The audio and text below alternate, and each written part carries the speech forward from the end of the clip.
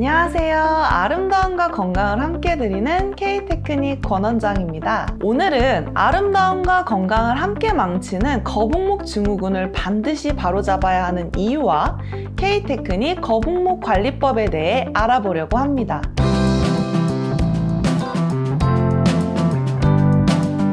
거북목 증후군은 100% 생활 습관에 의해 만들어지는 질병입니다. 일부 선천적으로 거북목 증후군을 갖고 태어난 분도 있지만 건강하게 태어난 분들은 모두 목을 숙이고 생활하는 습관 때문에 서서히 진행됩니다. 거북목 증후군이 진행되면 반드시 자율신경의 불균형과 혈류장애가 동반됩니다. 자율신경의 불균형과 혈류장애는 다른 척추 관련 질병에도 나타나는 합병증이지만 거북목 증후군이 진행되면 그 정도가 더욱 심해집니다. 그럼 먼저 거북목 증후군 때문에 나타나는 합병증에는 어떤 것들이 있는지 알아볼까요?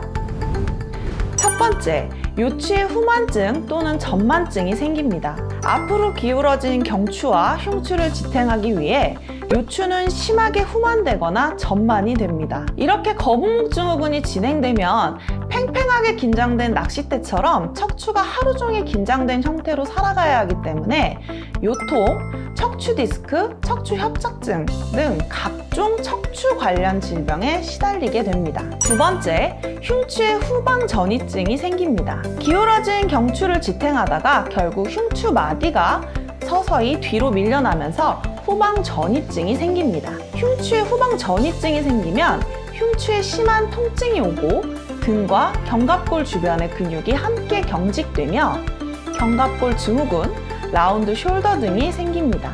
세 번째, 경추 전만증 또는 후만증이 생깁니다. 앞으로 기울어진 얼굴을 들어 올리기 위해 애쓰다 보면 경추 전만증이 생기며 그런 노력조차 하지 않고 얼굴을 땅으로 향한 채 살아가다 보면 경추 후만증이 생겨 목 디스크, 뇌졸중, 치매 등의 원인이 됩니다. 네 번째, 측도와 후두의 두개골이 벌어집니다. 머리가 앞으로 기울어지면 측도와 후두의 두개골이 서서히 벌어집니다. 두개골이 벌어지면 뇌압이 올라가고 뇌혈류 장애가 발생하며 뇌척수액의 대사를 막아 치매, 뇌졸중, 파킨슨, 편두통 등 각종 뇌질환의 원인이 됩니다. 다섯 번째, 엉덩이부터 목까지 모든 근육을 경직시킵니다. 거북목 증후군이 있으면 척추는 항상 경직된 상태로 있습니다. 척추가 경직되면 등 쪽으로 연결된 척수신경에 신경병증이 생겨 엉덩이부터 목까지 모든 근육을 경직시킵니다. 경직된 근육은 허리,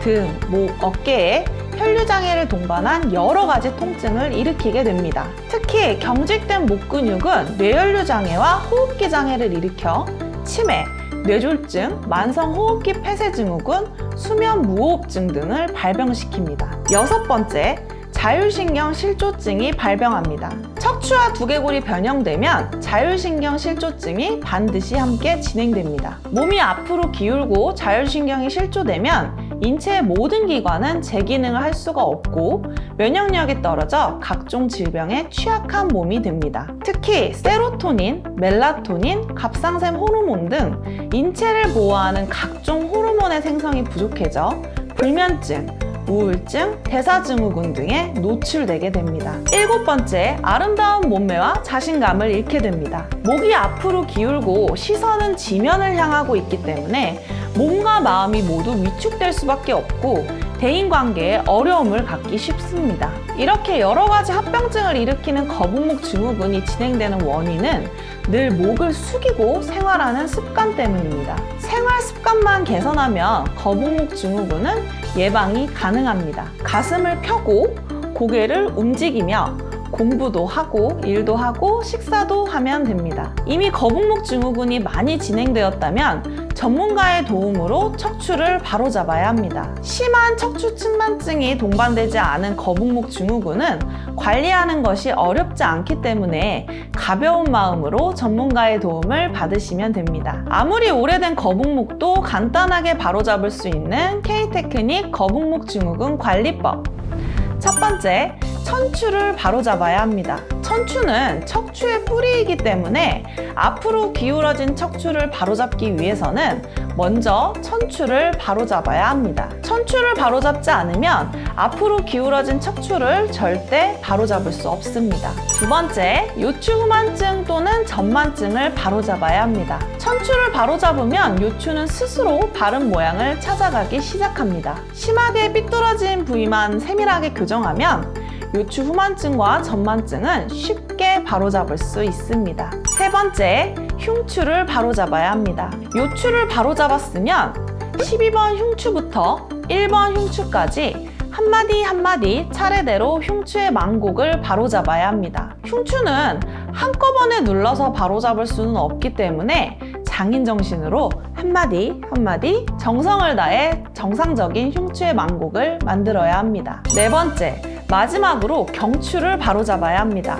흉추까지 바로잡았으면 경추는 무척 손쉽게 바로잡을 수 있습니다. 흉추까지만 바로잡아도 거북목 증후군이 치유되는 경우가 많아서 경추는 가볍게 바로잡으면 됩니다.